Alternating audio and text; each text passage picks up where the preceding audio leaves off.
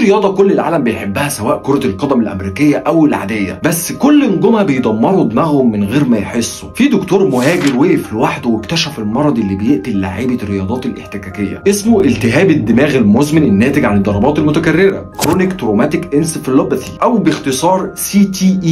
والقصه كلها هتقلب الرياضه راسا على عقب، مش هيسيبهم في حالهم. بيليت اومالو نجيل الاصل اتولد سنه 1968، وده عبقري من صغره. دخل كليه الطب وهو عنده 16 سنه. هاجر امريكا سنه 1994 وبدا يشتغل طبيب شرعي، شايف الموت على طول وبيحلل دماغ الناس اللي ماتوا فجاه. وفي سنه 2002 جات له جثه لاعب كره قدم امريكيه اسمه مايك ويبستر. مات صغير بعد حياه كلها مليئه بالمشاكل، زي اي لاعب بيخبط دماغه في الملاعب طول حياته. ساعتها اكتشف مرض جديد، التهاب الدماغ المزمن، زي ما اتكلمنا فوق، كرونيك تروماتيك انسفالوباثي. وماله فتح دماغه لقاه مليان تلف زي الزهايمر بس في سن صغير، يعني مش نافع تاني. المرض ده مش بيضر لاعبي كره القدم الامريكيه بس، لكنه موجود في كل الرياضات اللي فيها احتكاك ورؤوس بتتخبط. يعني كره القدم العاديه او الرجبي ممكن برضو يسببوا نفس المشاكل الدماغيه لو الاستمرار في اللعب كان عنيف او متكرر. طب يعني ايه CTE؟ هشرح لك. انا عارف الفضول اللي جواك. ده مرض تنكسي بسبب الصدمات المتكرره في الراس. تراكم بروتين في المخ اسمه تاو بيخلي خلايا المخ تموت واحده ورا الثانيه. المريض يبدا ينسى. 9 7 8 4 3 2 9 7 8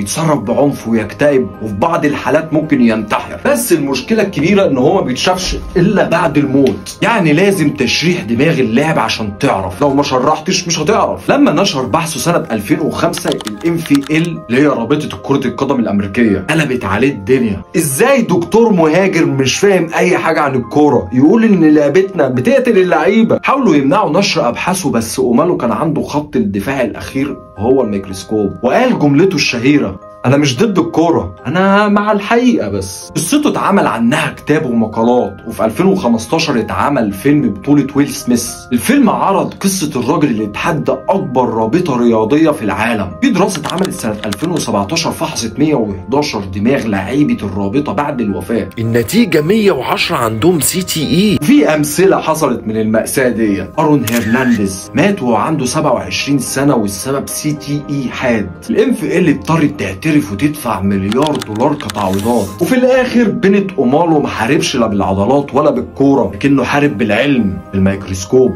اثبت ان اقوى لاعب في الملعب احيانا هو اللي بيبقى واقف في المعمل. وعلى رايه مفيش لعبه تستاهل تموت عشانها، حتى لو كره القدم العاديه او الامريكيه. وكنت لعيب كوره يا صاحبي وعرفت ان اللعبه دي ممكن تسبب لك ضرر دماغي، هتسيبها ولا هتكمل؟ عندكش رد؟ ها؟ متنساش بقى تعمل لي اشتراك، وعايزين نوصل الفيديو دوت ل 20,000 لايك.